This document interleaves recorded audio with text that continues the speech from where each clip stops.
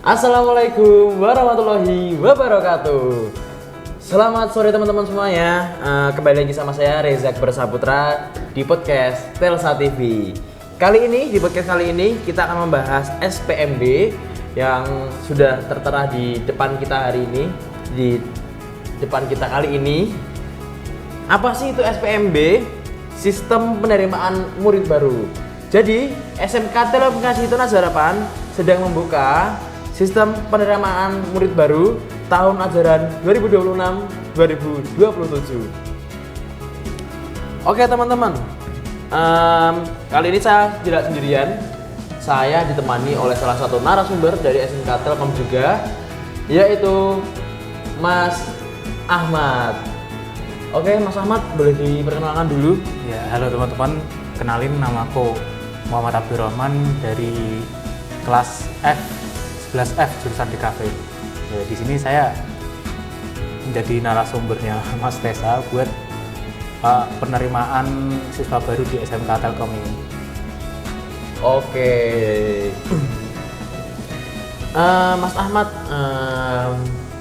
bisa diceritakan dulu sedikit apa sih visi utama dari SMK Telekomunikasi Tunas Harapan yang dikenal salah satu sekolah unggulan di Kabupaten Semarang? Oke. Visi SMK Telekomunikasi Tunas Harapan sendiri adalah menjadi lembaga pendidikan vokalis unggul yang berlandaskan iman, profesional dan berwawasan global. Misinya yaitu fokus pada pembentukan karakter akhlak mulia, pendidikan berbasis industri, manajemen prima, kompetisi teknologi, serta jiwa wirausaha dan inovasi bagi siswa. Oke, itu adalah salah satu visi utama dari SMK Telkom ya teman-teman ya. Mungkin Mas Ahmad sekolah di sini mengambil jurusan apa Mas Ahmad? Saya di sini ngambil jurusan multimedia atau desain komunikasi visual. Desain komunikasi visual DKV. Oke. Untuk pertanyaan selanjutnya Mas Ahmad, apa yang membedakan SMK Tunas Harapan dengan SMK lainnya, terutama dalam hal kurikulum, teknologi, dan komunikasinya Mas Ahmad? Mungkin saya sedikit tahu tentang ini tadi ya, jadi tentang apa yang membedakan SMK kita tuh dari SMK lainnya dari segi teknologi dan komunikasinya. Mungkin Mas Ahmad dulu mau bilang dulu.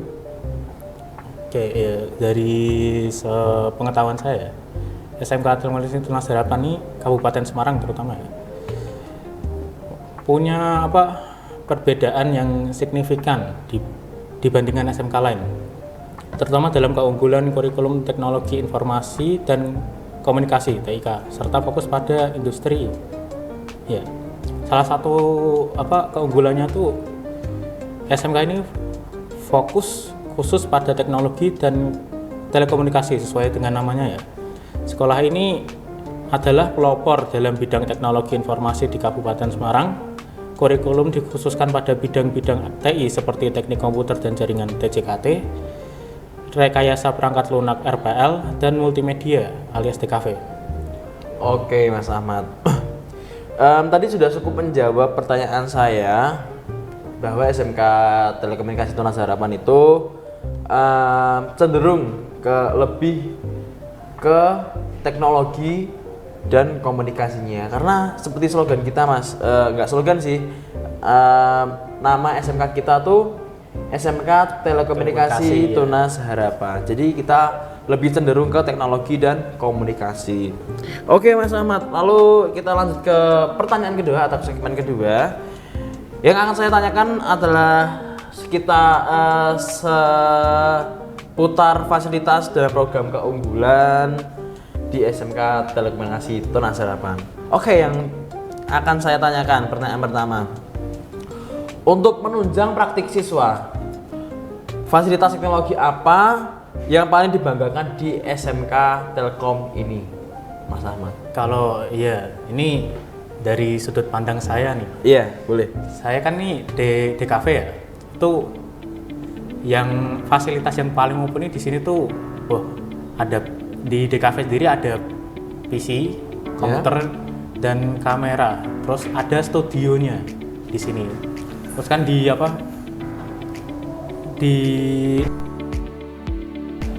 ada tempat khusus buat rekaman kayak seperti ini. Itu ada lighting, kamera, terus ya tempat kayak gini. Itu menurut saya sudah memfasilitasi, dan tuh sangat membantu buat yang emang besok lulus itu tujuannya mau terjun ke industri pertelevisian lah bahasanya, kayak mungkin di acara-acara TV, kayak acara-acara berita gitu yang ada hubungannya sama syuting pakai kamera gitulah. Di DKV sini sangat mencukupi.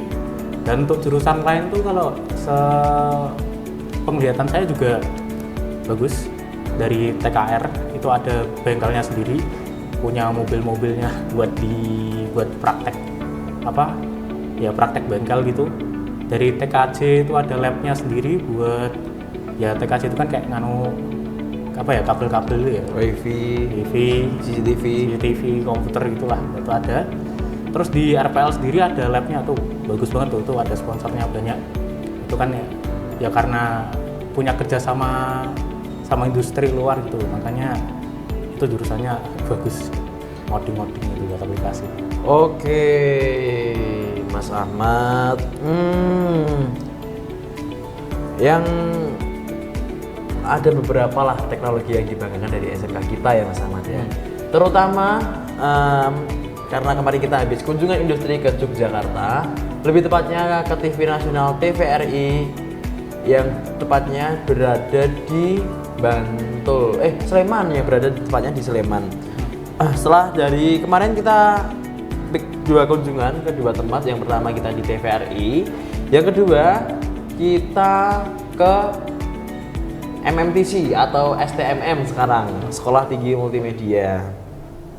Yaitu salah satu keunggulan di SMK kita ya, karena kita juga punya bekerja sama dengan industri-industri luar. Jadi adalah beberapa fasilitas yang patut kita banggakan. Oke Mas Ahmad, tadi sudah mencukupi juga untuk pertanyaan yang saya ajukan. Lalu ada pertanyaan kedua. Apa saja jurusan atau kompetensi, keahlian yang tersedia dan mana yang paling banyak diminati oleh calon siswa, Mas Ahmad? Oke, untuk jurusannya di sini ya ada 4. Yang pertama itu ada DKV jurusan saya. Yaitu nanti kita kayak syuting video, desain. Terus ada lagi desain video film gitu. Terus ada TJKT, itu yang tadi itu yang buat TV, CCTV, komputer. Terus ada RPL, itu ngoding buat aplikasi buat game itu. Terus ada TKR, bengkel mobil, montir gitulah. Nah, untuk siswa sendiri tuh yang paling banyak peminatnya di sini tuh TKR. Karena seangkatan tuh biasanya tuh di DKV 3 kelas, TKJ 3 kelas, di RPL 3 kelas. Nah, di TKR ini bisa sampai 5 kelas. Emang paling banyak peminatnya. Oke.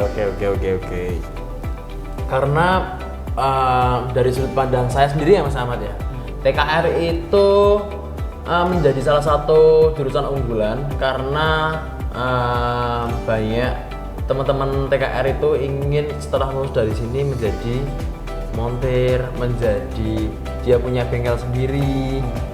Dan ada beberapa teman kita yang sudah lulus dari SMK Telkom ini sudah bisa bekerja di Astra Motor yang berada di Tangerang, teman-teman. Oke, kita lanjut ke segmen ketiga, tentang kehidupan siswa dan prestasi yang sudah diraih oleh teman-teman SMK Telekomunikasi Tunas Harapan. Yang pertama yang akan saya tanyakan, selain fokus pada akademik dan teknologi, kegiatan ekstrakurikuler apa yang paling menonjol dan sering menyumbang prestasi bagi sekolahan ini, Mas Ahmad? Oke. Untuk ya ini ekskul Eskul. di ekskul sendiri setahu saya cukup banyak. Yang biasa saya lihat tuh Paski, Mas Gibra. terus ada PMR, Yap, PMR. terus saya lihat tuh ada ekskul Jepang lagi, ekskul Jepang juga. Bahasa Jepang ya Mas Ahmad ya? Iya, bahasa Jepang, terus ada bahasa Inggris, ada basket, ada futsal ya. Ada futsal juga. Futsal, terus ya itu sih setahu saya. Dan yang paling banyak peminatnya ya, paling banyak yang ikut tuh setahu saya di PMR PMR sama di basket. Basket tuh kadang sore latihan di lapangan sampai malam gitu. Iya. Terus di sini juga ada organisasi juga, ada Bantara sama OSIS. PMR itu sebenarnya juga masuk organisasi karena dia ikut kegiatan juga biasanya. Cuman dia lebih ke ekskul, lebih lebih disebut ekskul biasanya. Oke, Mas Ahmad. Jadi SMK kita tuh punya beberapa ekstrakurikuler yang cukup menonjol ya. Iya. Walaupun kita jarang mengikuti kejuaraan atau kelomba-lombaan, tapi kita ekstrakurikuler kita tuh masih rutin terlaksana setiap jadwalnya ya. Setiap ada jadwalnya itu pasti terlaksanakan. Oke. Di pertanyaan kedua, bagaimana cara sekolah membentuk karakter siswa agar siap menghadapi dunia kerja yang sangat kompetitif, Mas Ahmad? Oke. Untuk menghadapi dunia kerja yang kompetitif, di SMK ini ada program, jadi ini memang di peringkat yaitu di SMK biasanya memang ada PKL. Nah, untuk di sini tuh PKL-nya tuh lebih jadi lebih mungkin buat kita kalau misalnya emang besok lulus tuh pengen terjun kerja. Contohnya tuh kemarin kan habis KI ke ini ya, MMTC ya. MMTC, itu SMM. Iya, itu di situ kita bisa PKL ke situ. Nah, di MMTC itu fasilitasnya di sana tuh sangat mendukung buat kita besoknya mau jadi kameramen lah bahasanya. Nah, di MMTC itu sangat support gitu loh. Jadi besok itu kita bisa PKL ke situ kalau emang lulus itu pengen mau jadi kameramen gitu. Itu bisa. Oke, sudah sangat menjawab juga pertanyaan kedua dari saya. Tapi pertanyaan Mas Ahmad itu sangat benar sekali teman-teman. Jadi kemarin pas kita kunjungan industri ke STMM, Sekolah Tinggi Multimedia, dari humas dan staf di sana itu juga menyampaikan bahwa dunia kerja, jika teman-teman ingin mendalami peran di multimedia, itu harus dari sekarang Mas Ahmad. Kalau kita harus menunda-nunda lagi, mungkin kedepannya kita akan kudet atau kurang update. Iya. Kita ketinggalan zaman. Seperti itu. Oke, lalu yang ketiga, ini agak cerita sedikit nanti Mas Ahmad. Oke. Bisa diceritakan salah satu prestasi membanggakan yang baru-baru ini diraih oleh siswa SMK Telekomunikasi Tunas Harapan, baik di tingkat kabupaten maupun nasional. Dan fun fact-nya teman-teman, kemarin Mas Ahmad itu habis mewakili apa Mas Ahmad? Lomba LKS 3D game art. Iya. Dan kemarin Mas Ahmad tuh habis mewakili Tingkat kabupaten juara 1 terus lanjut provinsi. Nah, tingkat kabupaten juara 1 lanjut ke provinsi. Oke, kita langsung tanya aja. Kita nggak usah bahas yang lain. Kita langsung tanya ke Mas Ahmad aja yang kemarin habis mewakili SMK kita di tingkat provinsi, yang sebelumnya juara 1 di tingkat kabupaten. Oke, Mas Ahmad, boleh diceritakan? Oke, jadi ini aku cerita dari awal aku ikut LKS-nya ya, dari latihannya. Oke. Jadi buat kalian ya siswa yang punya skill dan pengen buat punya prestasi gitu biar besok bisa punya gelar dan lebih gampang cari kerjanya besok pas udah lulus kuliah atau lulus SMK-nya. Nah, di SMK ini tuh ada yang namanya LKS, Lomba Kompetisi Siswa.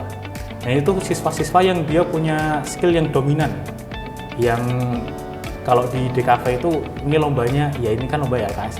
Di DKV itu lombanya ada 3, ada broadcasting, ada desain grafis, sama 3D animasi. Nah kemarin saya ikutnya di 3D animasi ini, 3D game art. Nah ini buat kalian yang emang suka gambar nih, suka sama seni, terus kalian bisa ke digital gitu kan, bisa ngerjainnya di komputer, itu kalian bisa buat ikut lomba desain grafis, itu rekomendasi banget. Soalnya kalau misalnya kalian bisa menang di juara 1 kabupaten aja, itu insya Allah kalian lulus ke sini, lulus dari SMK atau kuliah tuh kejamin bisa kerja karena kalian punya portofolio gitu loh. Nah mungkin kalian yang suka game bisa buat 3D game artnya, atau kalian suka ngerekam gitu, kalau misalnya mau ada acara-acara gitu, kalian hobi banget kerekamnya, itu kalian bisa ikut lomba juga yang broadcasting, yang game tadi ya, 3D game art namanya.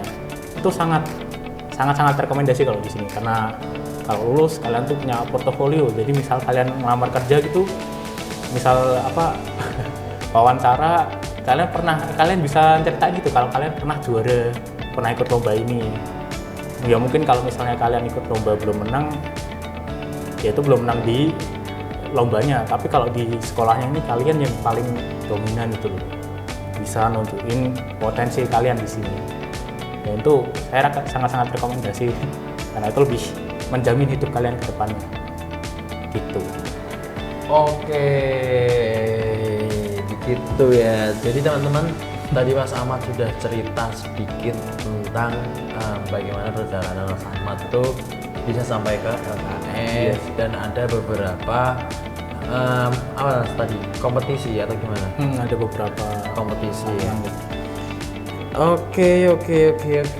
Teman-teman, kita akan masuk ke segmen terakhir, yaitu adaptasi teknologi dan masa depan. Oke teman-teman, di pertanyaan yang pertama, di era digital yang serba cepat ini, bagaimana sekolah memastikan bahwa materi yang diajarkan tetap relevan dengan kebutuhan industri saat ini, Mas Ahmad? Sudah ada pikiran belum? Gimana Mas Ahmad? Apa saya ulangi lagi pertanyaannya? Cukup relevan ya? Cukup relevan. Yang oke, buat ya ini saya bisa jawab. Untuk biar apa tadi pertanyaannya? Bagaimana sekolah memastikan bahwa materi yang diajarkan tetap relevan dengan kebutuhan industri saat ini? Kayak materinya biar